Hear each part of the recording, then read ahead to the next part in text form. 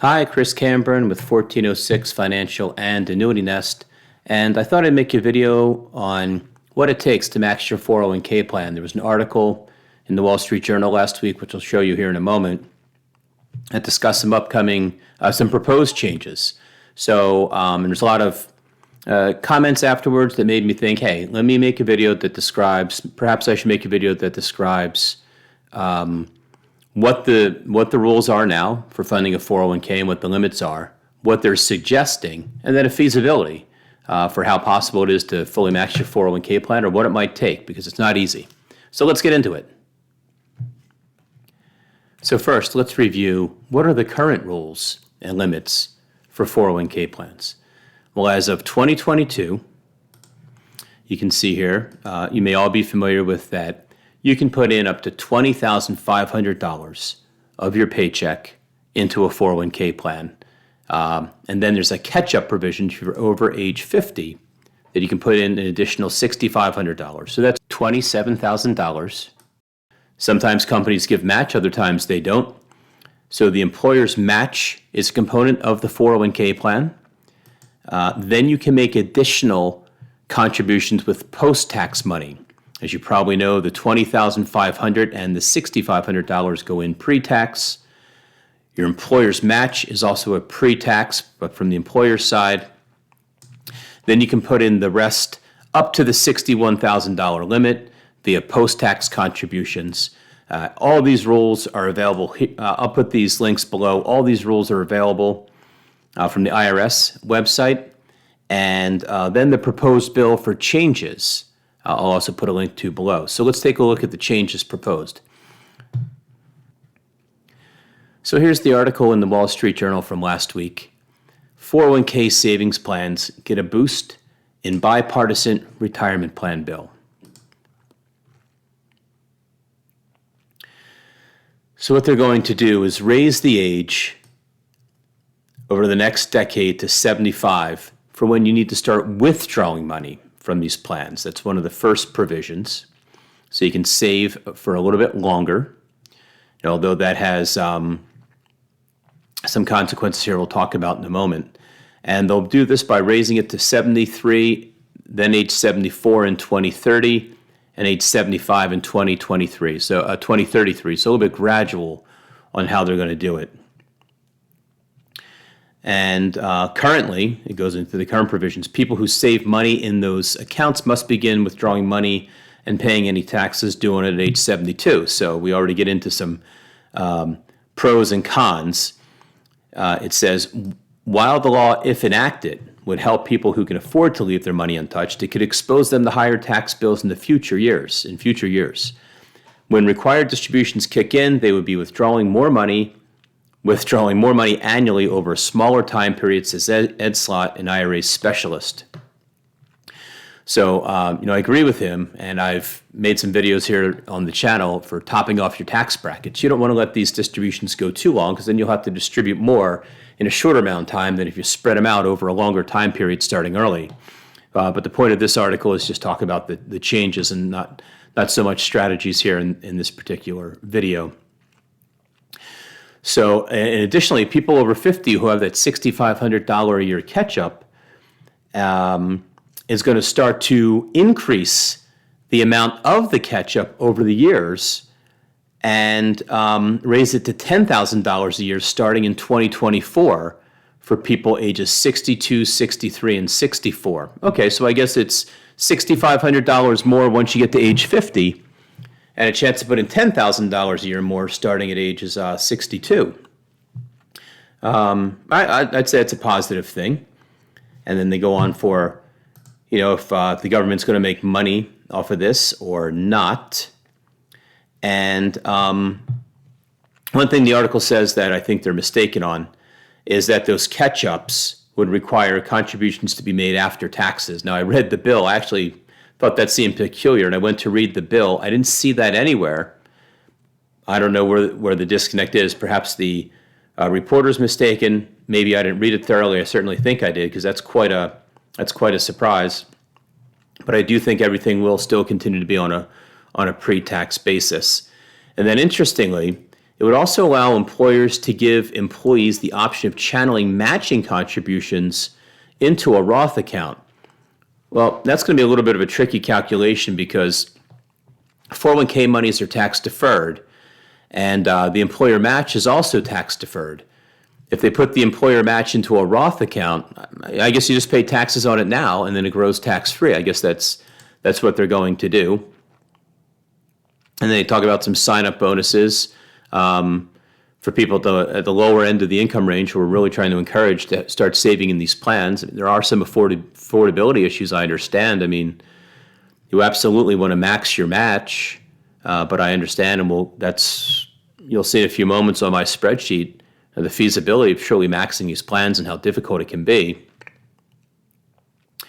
And then matching contributions to the 401k style accounts of employees paying off student loans sounds like a positive thing.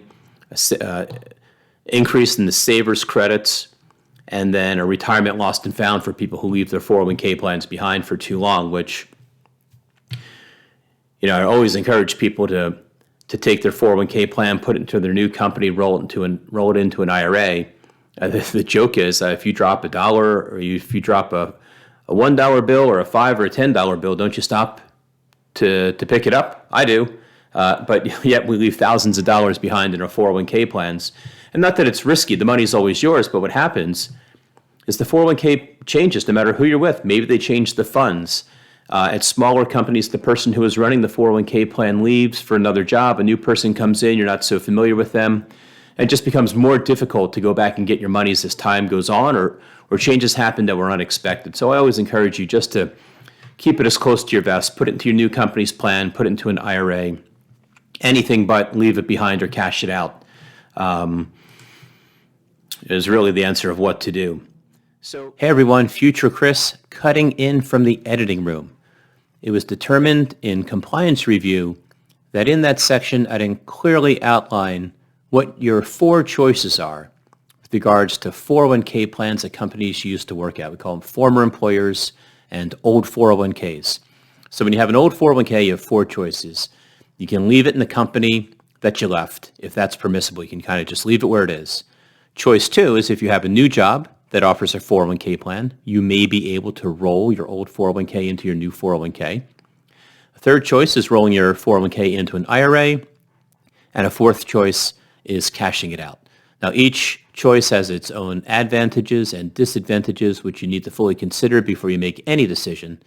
But we just wanted to make sure that I clearly communicated to you what your 4 choices are so that you can make the best decision for yourself. Now back to the action. What to do. So let's get into this. They want to increase the age at which you would take withdrawals, and they want to increase the catch-up. But let's look for, as it stands now, how feasible is it to fully fund your 401k in 2022? So in order to do this, I created a spreadsheet, and let's look to see at different income levels how feasible it is to get that $61,000 into your 401k. Again, it's $20,500 regular contributions, $6,500 of catch-up for $27,000 to start. Then you need the employer match, and then you need the after-tax provision, after-tax contributions as well. So what I've done here is I've shown different salary ranges.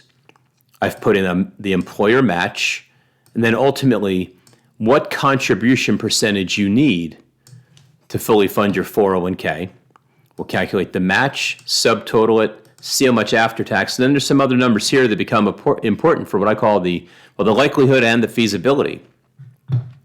So for someone making $60,000 a year to put in $27,000, $20,000 regular, $6,500 catch up, that's $27,000. You're making $60,000. You're going to put in $27,000, and that is,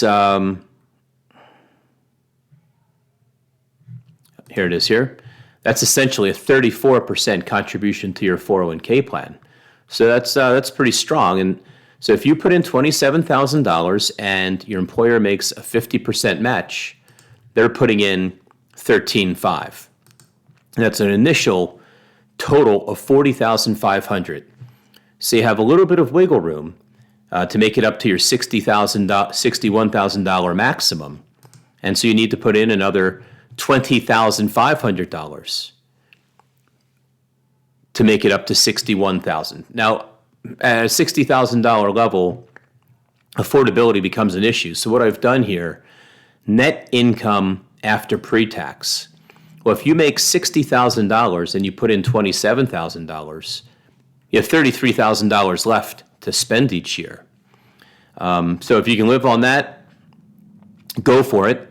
That seems difficult in my opinion, unless, where I see big 401k contributions are spouses whose employees whose spouses make a lot of money.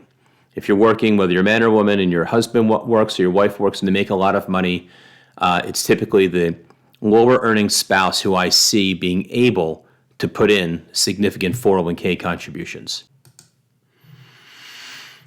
Now, sorry if you notice a blip on the screen there. I thought to make some additional adjustments here I hadn't previously considered. If we change the match, I've been working on a 50% match.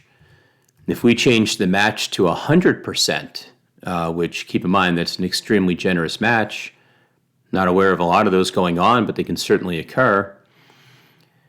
All the same other assumptions, you'll notice that the amount of after-tax money at the 135, 180, and 240 level you put in is 5%, 3.89, 2.92. The non-highly comps are still putting in some, but a little bit less.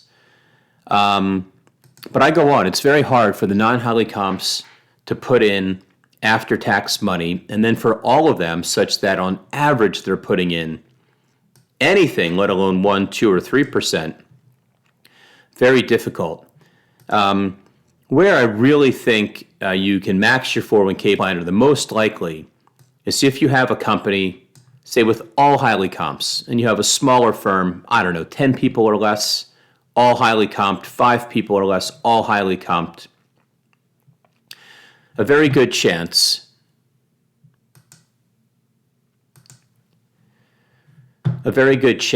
that those employees can perfect the 401k and get into $61,000. But then just what I also wanted to do is look at the affordability, because if you're making $135 a year, you put 27 into your 401k plan, your take home is now 108. You put in the other 7, say there's a 100% match, because again, you're a small company, you're matching 100%. Now your income after your post-tax is, it's a 101 walk away. So even this, the math's close here as I look at it. You have to, disposable income, 108 minus taxes. You even have to take out this.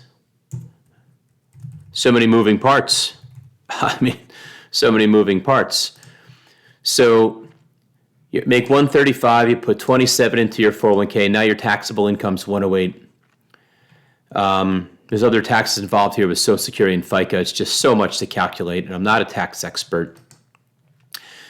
But what that means now, if you're married filing jointly, it's a $25,000 standard deduction. So your taxable income is $83,000. That's $9,500 of your taxes.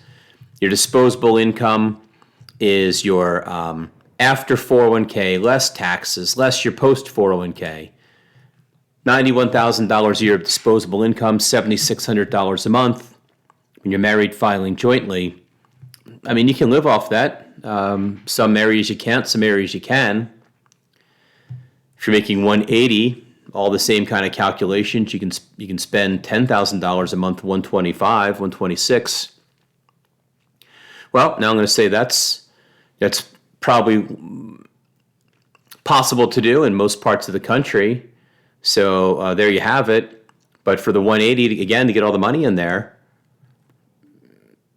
the non-highly comps, that's the trick. I've gone through it anyway. So there you have it.